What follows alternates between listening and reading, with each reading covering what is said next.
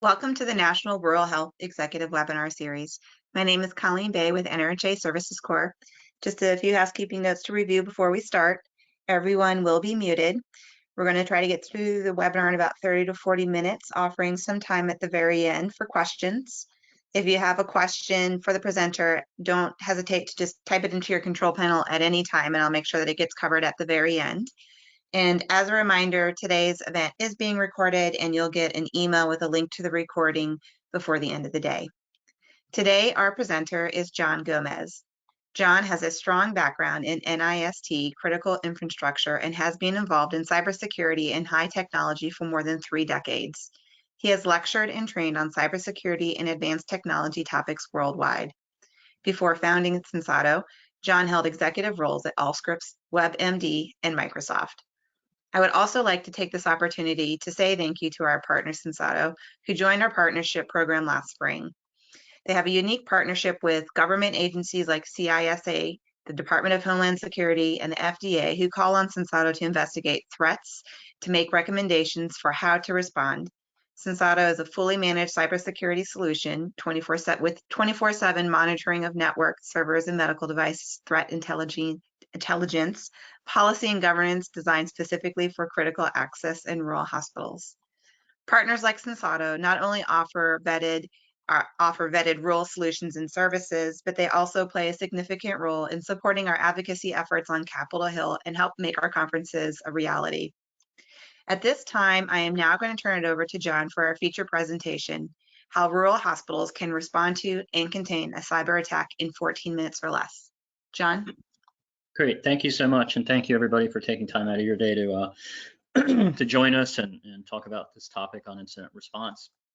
I'm going to skip some of these slides in the interest of time, and really today I want to talk a little bit about some realities and insights into attacks and some of the things we've been seeing evolve over the past probably 16 to 18 months, and some of the patterns that have changed, specifically in the healthcare space. Talk a little bit about tactical versus classical incident response and some of the things you might want to think about and know. And we'll try to touch lightly on the incident response lifecycle. I guess the highlight of this is, or if there is a highlight, is that one of the things that we have seen is that attacks have changed. And we'll talk more about that.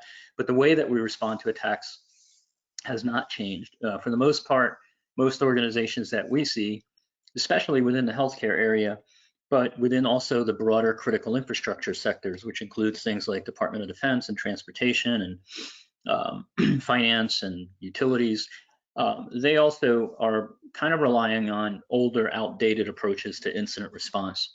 So through this program and this briefing today, what we're hoping to do is at least give you reason to pause and think about how you're approaching incident response and some things that you may want to consider. So with that, I want to give a little bit of background on where we've gotten our thinking from, why we even feel we were even somewhat remotely qualified to talk to you about this topic.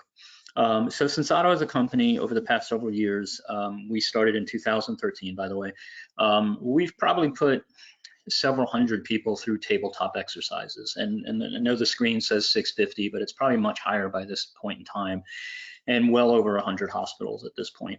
We also do incident response. So we respond to a large amount of incidents specifically in the healthcare space.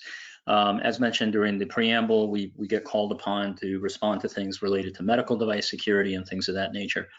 So in doing all of that, in producing and running tabletops and responding to incidents and getting called upon by some of the federal agencies, we've really started to think about, well, what works when you respond to an incident and what does not. And so that's kind of led us to a bunch of observations that I want to share with you. And this is probably the first piece of hoping to get you and others to start thinking about, hey, is the way that we respond to an incident kind of dated? Would it still work? Or do we need to tweak what we're doing or maybe even evolve what we're doing?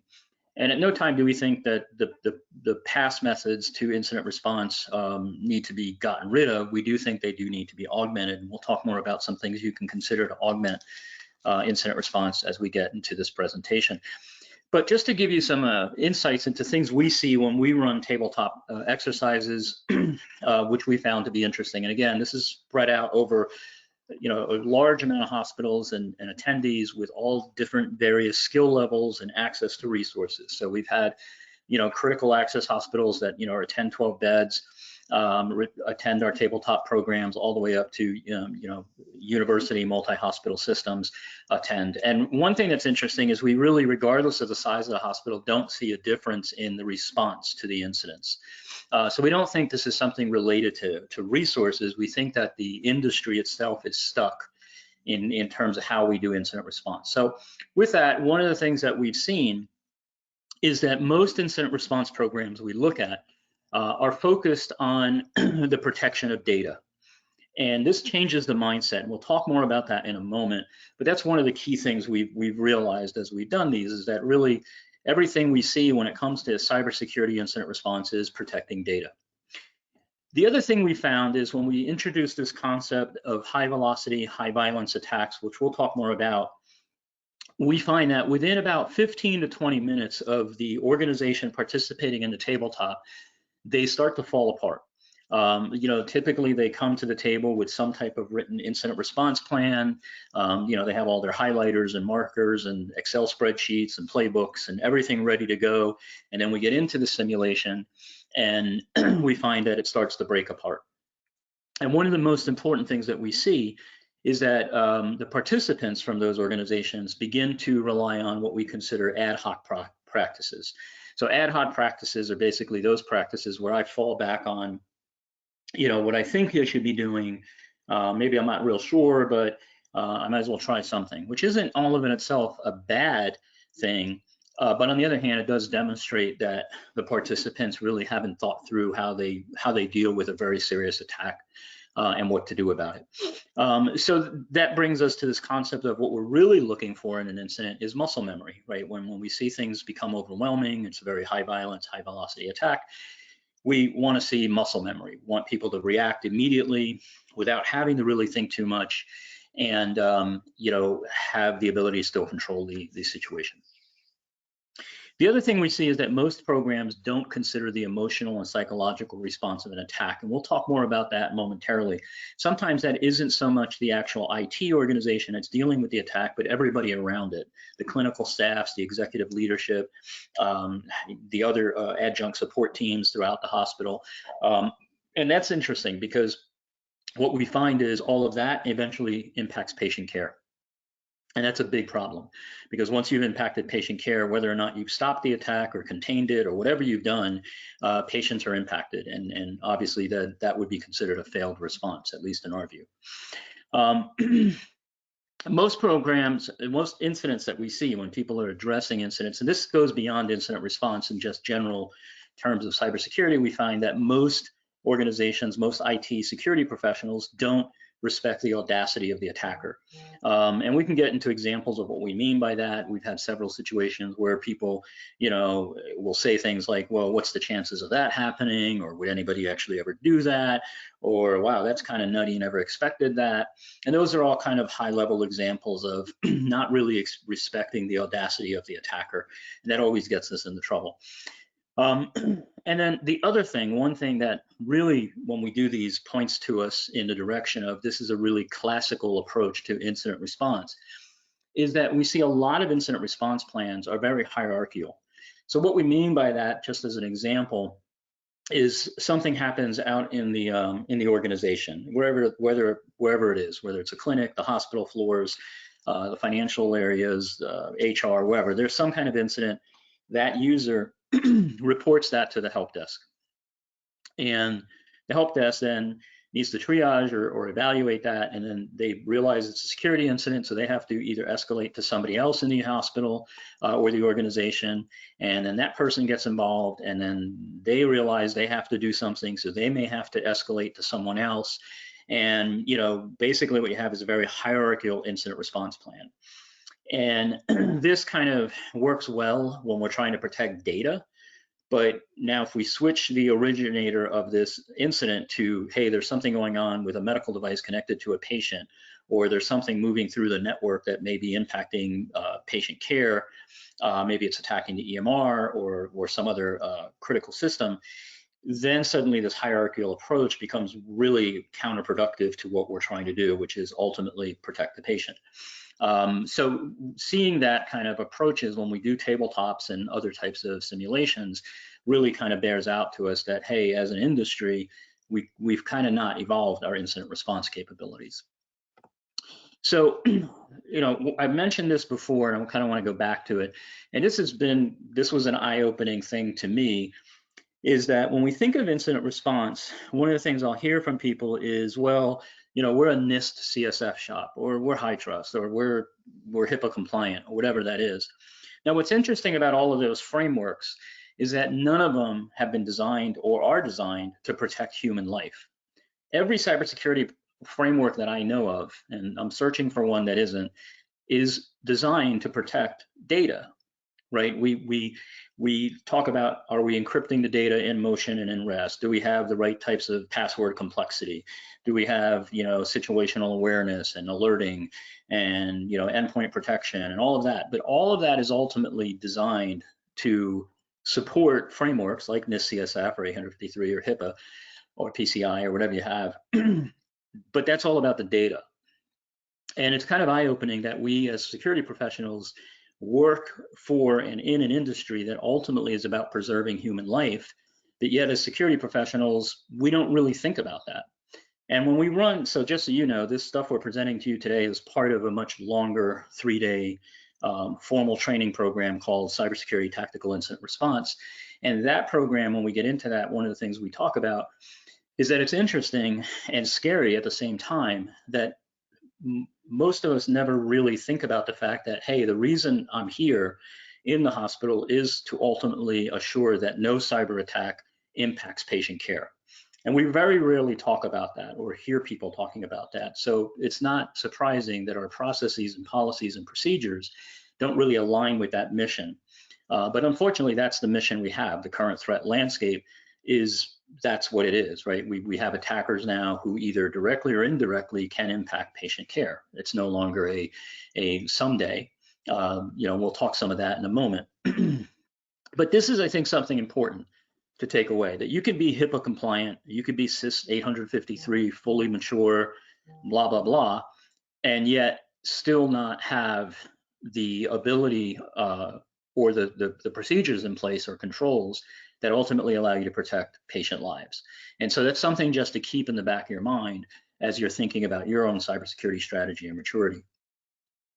So when we looked at all of this, we thought, okay, we need some kind of checklist of a program that can help address all of the things we've been observing over the past few years when it comes to incident response.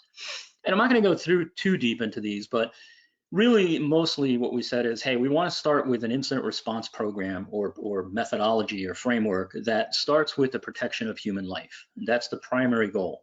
And that's a very scary one for a lot of organizations because secondary to that is protecting data. And the challenge there is talking to leadership and saying, look, as a cybersecurity team, as an IT team, you know, our first job is going to be protect the patient. And the second job is protect data. And for some reason, that makes some of us uncomfortable because we're data centric.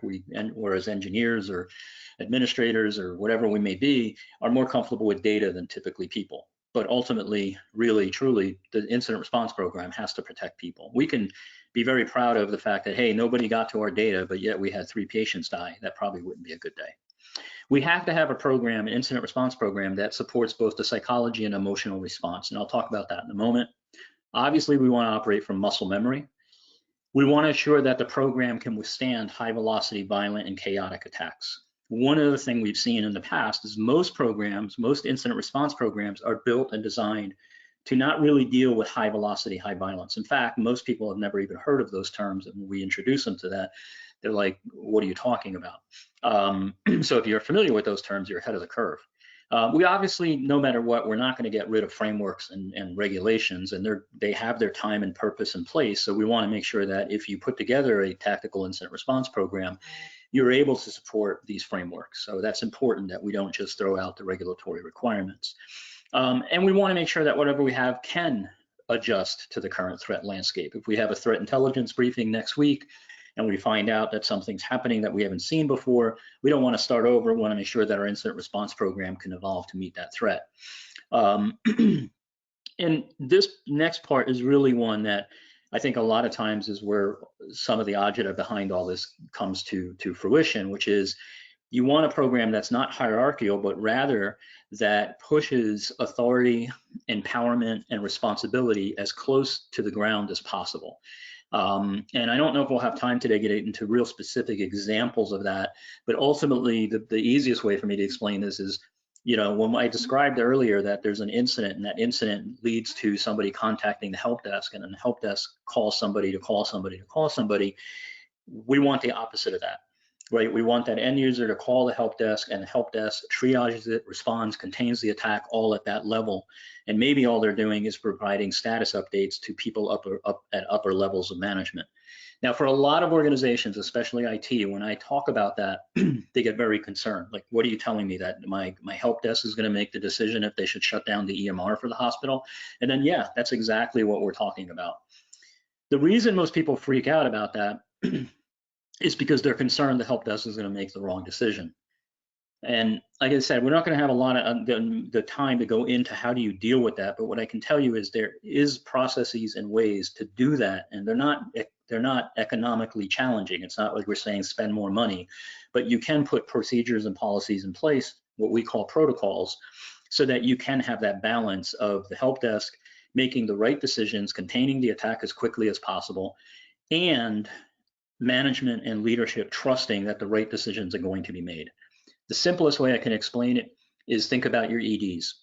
You know, you have emergency departments where you have very young people, nurses and physician assistants and others who make life and death decisions every day based on protocols and standing orders. And what we really need to do is start adapting that. And I'll talk a little more about that in a few moments, but just to give you a teaser as to how we deal with that situation.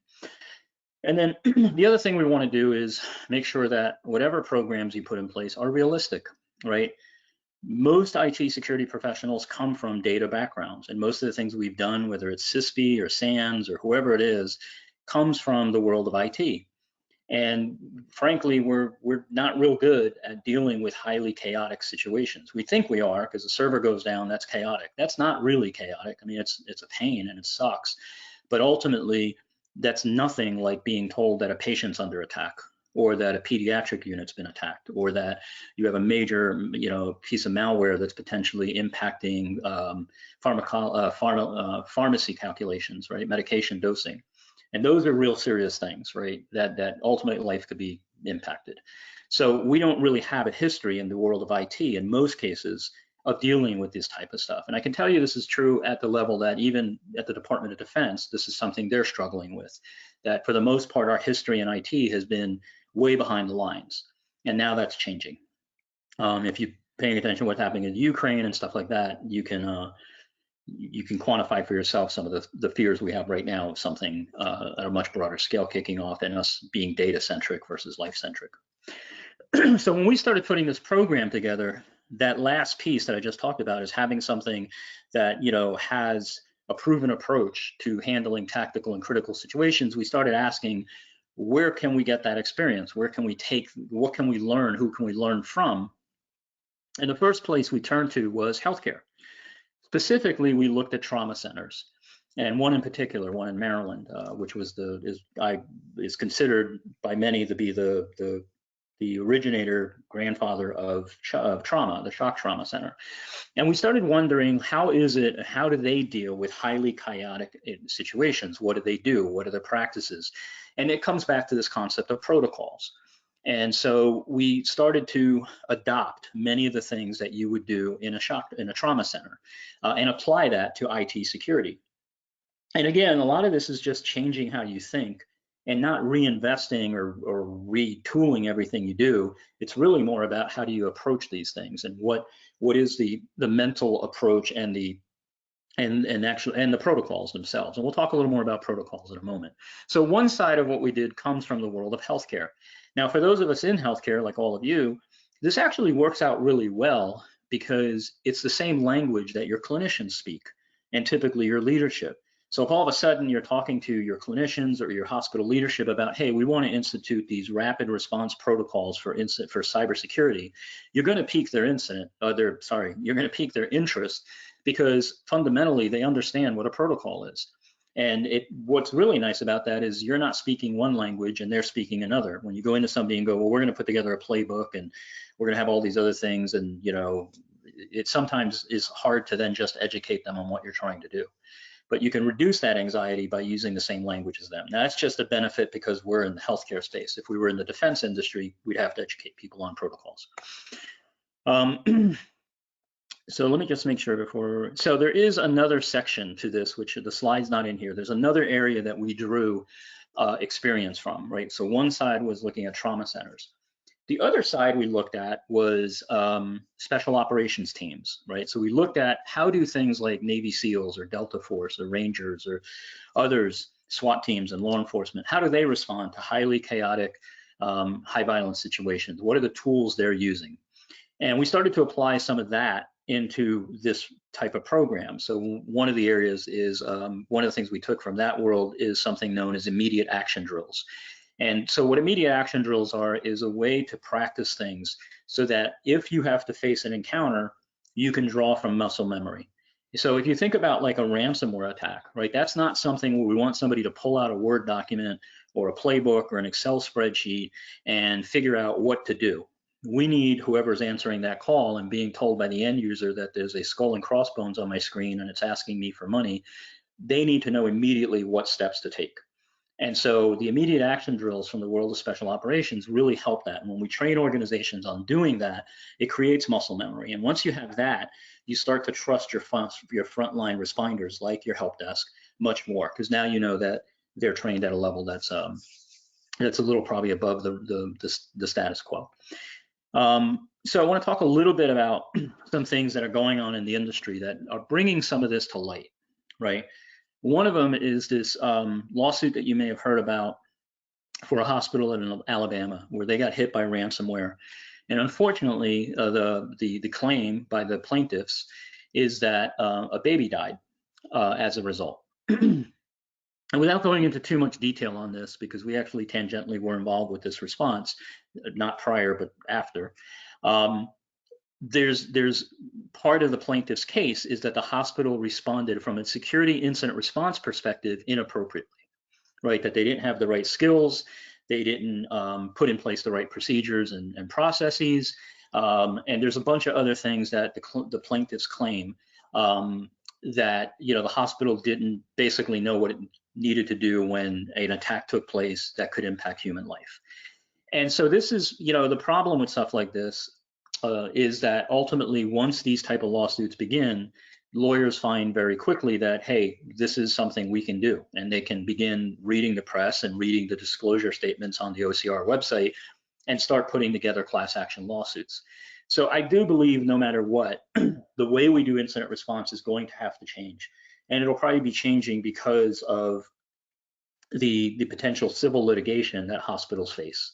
And aside from that, I think cyber liability insurers will also begin to look towards hospitals and say, hey, the way you guys do incident response is dated and it doesn't work, and we're not going to insure you unless you change your approach. So this is just kind of giving you some feedback. You can obviously share this stuff with your leadership, and if you'd like these slides, you can do that. A second thing, and this is one that we talked about earlier, or I talked about earlier, the psychological and emotional response of incident response. Now, this is interesting to us because this study was done back in 2016. It was done by Vanderbilt University, and you can go read it online. But what they found is when you have a serious cybersecurity event in the hospital, patient mortality is impacted.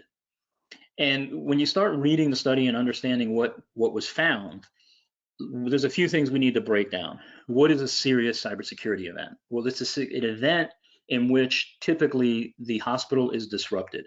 So that doesn't mean it needs to be a ransomware attack. It doesn't mean that everything has to be taken out. It has to be significant enough that people in the hospital are concerned and talking about the attack.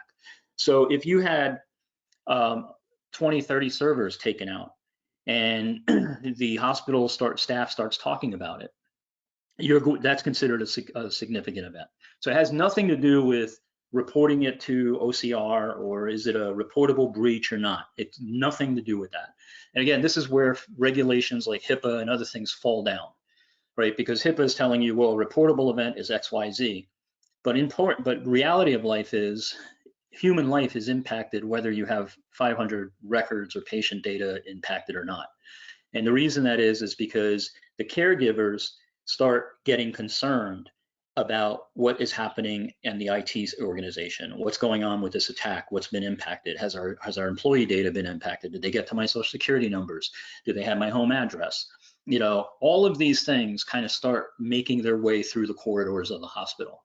And all of this ends up becoming a psychological challenge, which impacts patient care. Now, the other piece of that is where caregivers become concerned about using the technology. Like, oh, how do we know these medical devices are safe? How do I know that the EMR is okay? Or how do I know that this image hasn't been altered by somebody? And you may think that that's fantastical, but when you speak to the caregivers and you start realizing that when there's a cyber attack occurring or has occurred, these are things that go through people's mind. And so part of our problem with incident response is that, again, we're thinking about the data, and we all kind of wipe our brow and go, well, we protected the data, but we don't understand that incident response also has to help the rest of the organization stay in control and focus on the patient. And now that might be beyond the purview of the IT organization, and I know there's CIOs that'll tell me, well, that's not our job, but it is your job to make sure people understand that life has changed, and ultimately, this is the new reality. Now, maybe it's not your job to help those clinicians deal with that situation and stay focused, but we do need to educate our colleagues and our peers that, listen, if there's a cyber attack, chances are patient mortality is going to suffer, but we can do something about it if we can, ahead of time, put in the right procedures and policies. So this is, again, very interesting study. It hasn't gotten a lot of coverage, but it's been around for a while, and we know that it's replicable. You can do this again, and chances are you'll see that that the same thing will happen again, the same type of outcome.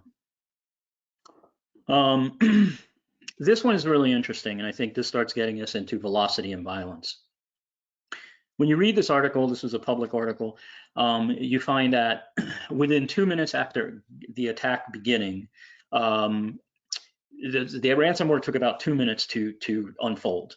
And from there, within 14 minutes, all of the IT systems were shut down, which is always interesting to us because a lot of people in IT don't realize how fast these things move. And when we look at the incident response plans, you realize very quickly, like, well, if that's your incident response plan and you get hit with a high velocity attack, chances are you're going to go right to recovery mode. You don't worry about your incident response, just go focus on disaster recovery because you won't have time to respond. It'll be over by the time that happens. Now, I'm not saying you can't respond, but if you're using a classical approach, chances are, because of the hierarchical nature of those approaches, by the time you get people on the phone and get authority and notify everybody you're supposed to notify to shut down a system or air gap the hospital or whatever you're going to do, it's over, right? The decision's been made by the attackers at that point. So we've already talked about this, that cyber attacks do impact patient care. And not that they directly, because I get this question a lot, like, well, has there ever been an attack that's gone after patients? My answer to that is not that we know of publicly, and so that would be my official answer. But it doesn't really matter whether somebody's going after a patient or not. The lawsuit that I showed you earlier for the hospital in Alabama, the attackers didn't go after that baby. The baby just became a victim of the attack inconsequentially. It was indirect. There was no attacker that we know of at that point for that hospital was focusing on taking down that baby, but the baby still apparently died because of the attack. So this kind of brings us to this whole concept of attack violence and velocity. And so the places you want to start is, if you're going to rethink your incident responses, how do you deal with attack violence and velocity, and how do you protect patient lives? Right? Those two things together should help you formulate your incident response plan, or evaluate the current plan by asking, if we had a high velocity, high violence attack, how would we respond? And would we ultimately walk away from this without any patients getting hurt? And I think ultimately, when you present to boards or executives, that probably should be the litmus test. Like, let's just face it, chances are our data is going to get taken. We're going to have a reportable event to OCR. But at the end of the day, should our risk tolerance end at no patient gets harmed? That should be our ultimate goal. And hopefully that's where you get agreement. Now, you can always tweak that and say, hey, no patient gets harmed and we preserve our data, but just make data secondary.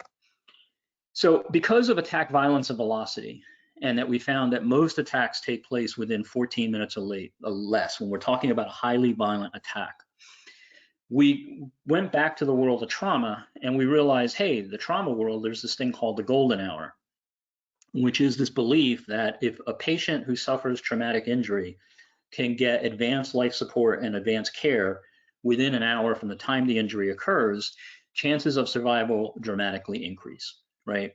And that's the golden hour. So we decided, well, we should have something like that in the world of cybersecurity. There should be some kind of golden hour. Unfortunately, we don't have an hour, right? On average, when you look at fast-moving attacks, you have about 14 minutes. So we created this concept of the critical success target. And what this is that you should be able to identify, respond, contain, and attack within 14 minutes or less.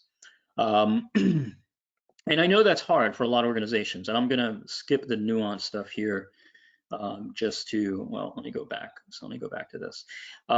So for a lot of organizations, this critical success target is really hard to do, right? It's hey, we don't have the resources, we don't have the training, the equipment, all of those things.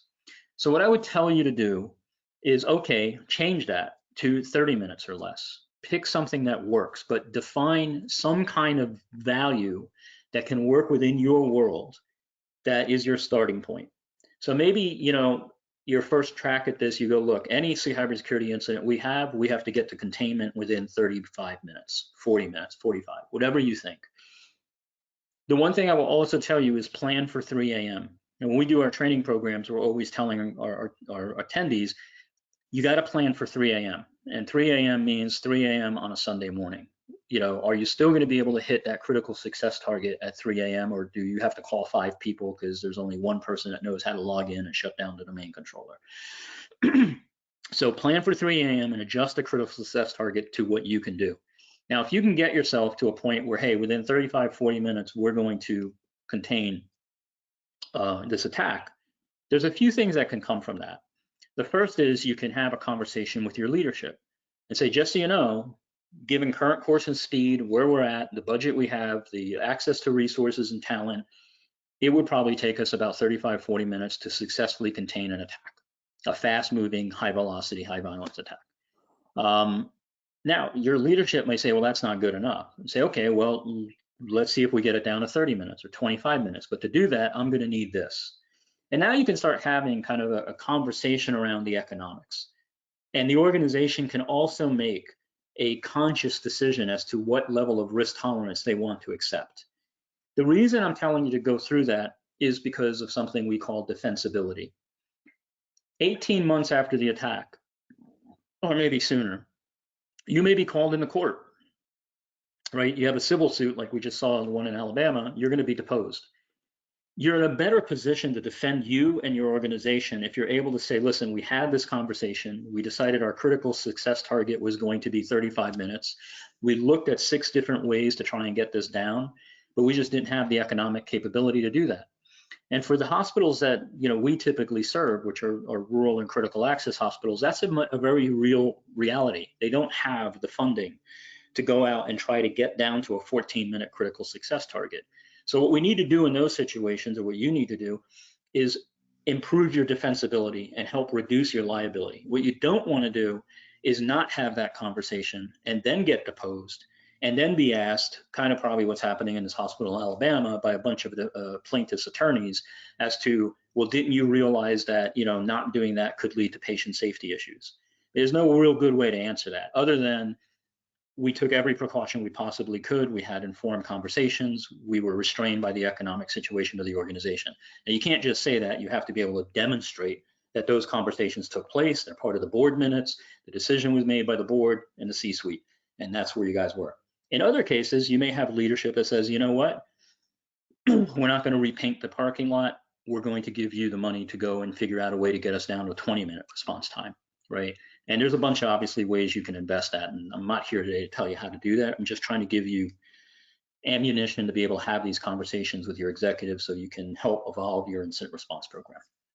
So with that, again, I'm going to skip through this nuance stuff. I will tell you this on the nuance thing. One big lesson we learned out of this, and I'm assuming all of you know what nuance is and how that attack occurred a few years ago. But the one big thing that came out of this attack was, aside from the fact that how fast it happened, which this was the first time we really started thinking about high velocity or attack violence and velocity, is one of the things that actually helped nuance when this attack occurred, and I know that word may sound funny to some of you because nuance was down for several weeks, right? They were out of commission. But believe it or not, if they would have been down for months and months, if it wasn't for this one thing, they did not have automated failover. They were about 3 weeks away from deploying automated failovers for their Active Directory environments and their other critical systems, and they had just not gotten to it. And so it was kind of interesting to us when we saw this attack and when we talked to their IT teams, is if they would have deployed automated failover, the attack would have then taken out all those other systems, and they wouldn't have been able to recover in the amount of time. Now remember, they recovered in 6 to 8 weeks, I think it was. They estimated that with automated failover in place and the attack occurring, it could have taken them 6 to 8 months to get back online. The reason I'm sharing this with you is because it's also another conversation you want to have and think about when it comes to incident response. Is your architecture helping you or going to hurt you from a recovery and response perspective? If you have automated failover, it's an artifact of a world that we used to live in, right? We used to live in this world where physicians and clinicians told us we can't have downtime. You got to minimize downtime. I can't take even 4 minutes of downtime. So we put all these systems in place, and it was the right thing to do.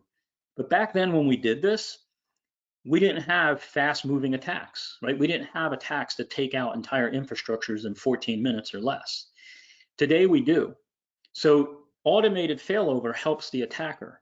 So you probably have to go back and revisit that and have that conversation with clinicians and physicians that says, are you sure you can't deal with maybe 5, 10, 15 minutes of downtime while we decide if we should fail over manually or not? Because if you can do a manual failover, the attack's only going to impact what's online, and anything that's offline is going to be safe. And then you can bring that up in a controlled environment, and your recovery is going to be much faster than if you have automated failover and everything you have gets taken out. So just bringing that up because that was a key insight into response and recovery. So one of the things, I've mentioned ransomware a lot. And what I did is I put together this little demo. On the left-hand side of your screen is one computer, on the other side is another. This is a Windows XP. And what you're going to see this do is ransomware actually take place, right? And a lot of times when I talk to IT teams, they know what it is, but they've never seen it actually in real time take place. So I'm going to hit play. I don't know if there's going to be music or not. Hopefully there is. If not, there's little pop-up windows that pop up and explain to you what you're seeing on the screen. So we're going to let this run. It doesn't take too long, and then we'll reconvene.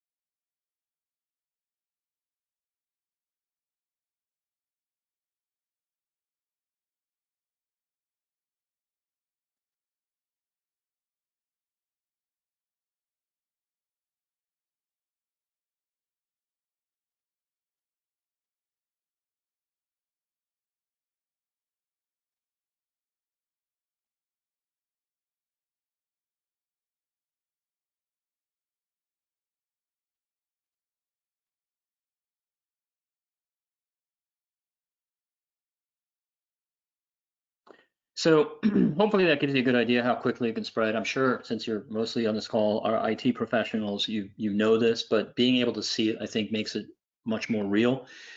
We usually use this with end users to educate them on what they're going to see and how fast this happens and why we need them to take immediate action. It helps executives and C-suite understand why does the help desk have to be your first line of defense and why you need to invest in that talent and that team. Because by the time they escalate and get to someone else to say, hey, I think this is happening, what do you want us to do? Or should we shut down the network or whatever? It's too late. So happy to share this or make another recording of it. If it would help you guys, just let us know. Let me go on. So we talked about the 14 minutes. Again, the idea is to try to get to that 14-minute window, but you need to adjust and do what's right for you. What can you actually do versus what it'd be nice to do? So we've talked through that. We've talked a lot about the classical stuff already. And again, there is a time and place for that. Not every event and issue you see is going to need a tactical response. And when we talk about tactical response, what we're really talking about is things like protocols, immediate action drills, pushing authority down to the lowest level of the team as possible, the front line, dealing with high velocity, high volume attacks. All of that is the tactical side. So what we really see organizations doing now is using what they've used all along in those situations where they don't need a tactical response, but knowing that if there is a serious attack and it's fast moving, they have tactical capabilities in place to do that. Now, we use the word tactical because it frankly sounds kind of cool, but beyond that, we're not saying that, you're going to be training a SWAT team that's sitting around in some bunker waiting to respond. We're basically saying, hey, let's augment the skill set of the organization in such a way that if you're faced with a very serious situation, you do have the ability to defend yourself as best you can. And then, ultimately that helps you defend yourself in terms of liability down the road, because certainly there will be somebody coming and having their hand out to say you owe us. So we have this concept, right, of where these things fit in. Tactical is the high velocity, potentially an attack against something that's going to impact human life. An in progress attack, so if something's actually occurring right now versus somebody reporting that, hey, my laptop got stolen and I think I had patient data on it. The classical incidents, there's no velocity to it. It's or very little. It either or the attack occurred in the past, we don't have an ongoing attack, and most certainly we don't have human impact, right, for whatever reason. So those are kind of how we look at both sides of that coin, but they come together so that you have a very comprehensive incident response program. What else? I'm not going to go too deep into these given the amount of time, but basically we have several components that make up tactical incident response. One of those is how well you can comply, detect, and respond, right? So that's what we consider your maturity level. One thing I would tell you is a lot of people are using traditional HIPAA assessments and NIST assessments to get through their assessment process. Look for maturity assessments that are also crosswalk to HIPAA and NIST. We do them, we call it C2M2, but knowing your maturity is a much better place to be, especially when you think about how do you defend yourself in the future if you have to go to court. So maturity is really important. Separation of response and recovery. And this is simply what it means is we find too many organizations that their incident response and disaster recovery are commingled. And we kind of look at it as and recommend that incident response is one thing, and when it's over, then you decide on how recovery will work. Since you guys are typically in smaller hospitals, you probably have the same people doing multiple hats, but having separated procedures for those things will help you in the future if you have to defend the organization. And then tactical strategy and proficiency, right, which is everything we've just talked about, is get some education on how do you do tactical incident response, do some tabletops, go through the process, and see and hone your skill set, right? It helps. So we've just talked about kind of all of these. And again, you guys can have these slides if you wish them, so I won't belabor these. We've just talked about response versus recovery. I will tell you, this is something we do go into much deeper in the tactical incident response programs, but something you should think about. when we're thinking about incident response, especially at a tactical level, but this applies also to classical, our first goal is always contain the attack. Well, one of the challenges we see with people is a lot of times they get caught up in containment. And so what we try to do, and again, we would need a lot more time to get into how you do this, but what we try to talk to people about is prioritize containment and prevention. Now, what we mean by that is prevention in the moment, not prevention like, hey, this is what you should do before the attack occurs. So let's say you have an attack. The very two things your team or you should be thinking is, how do I contain this attack and how do I prevent further damage? Those two things are, hold on a second, sorry. Those two things are critical to your incident response program, right? So you really want to focus on containing and preventing, containing the attack, preventing the spread. And then the third piece of that, if we're thinking like of a three-leg stool, is resolution. Now, what do we mean by resolution? We simply mean, how did this attack occur and how do we resolve that issue so we don't have another attack using the same approach? And so those are the key things that we're trying to do in tactical incident response: is contain, prevent, resolve, contain, prevent, resolve. And this reset thing is, I won't go too deep into, is just, okay, we've contained, prevented, and resolved the attack. Now we're going to reset. Before we move to recovery, we're going to make sure we're in a position that we can deal with another attack if one happens. And this has a lot of the stuff in it from the psychological component. Are we okay? Is the staff okay? Are the clinicians okay? Are people focused on patient care? All of those things. So we just went through all those. We've kind of talked about this, the deposition test. This is something you can do in your organization. We do this sometimes with a tabletop, where we pretend that you are in an actual deposition, right? So we play the role of attorneys. Sometimes we'll bring an attorney in and we actually have you talk about your policies and procedures. We come up with a fake incident and we take you through that incident as if it occurred 18 months ago and walk through what it is and how you would answer these questions. How would you deal with an attorney? How would you, have somebody go through your written incident response plan and now come at you and say, well, did you do this? Did you think of that? Why didn't you do this? Your plan says you're supposed to do this, but you didn't do this. When was the last time your team had a training? When was the last time you did a tabletop? What were the results of the tabletop? So the deposition test you can certainly do as part of a tabletop, a simulation. My bigger recommendation to you is just do it on your own. Think about if you were named in a lawsuit and you were having an attorney put you through a deposition. How would you react to that? And this is something we share a lot with boards and C-suite, is how would they feel? And it's amazing how quickly suddenly people change their priority of investment.